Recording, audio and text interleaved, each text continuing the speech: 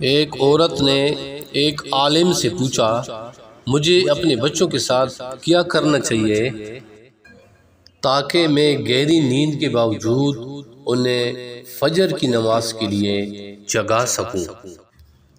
عالم نے کہا، جب بچے جلدی سو رہے ہوں گے اور گھر میں آگ لگ جائے گی تو آپ کیا کریں گے؟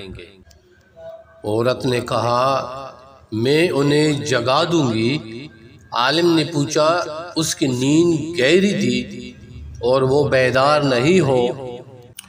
عورت نے کہا، اللہ کی قسم، میں انہیں ان کی گردنوں سے پکڑ کر گھسیٹتے ہوئے آگ سے نکالوں گی۔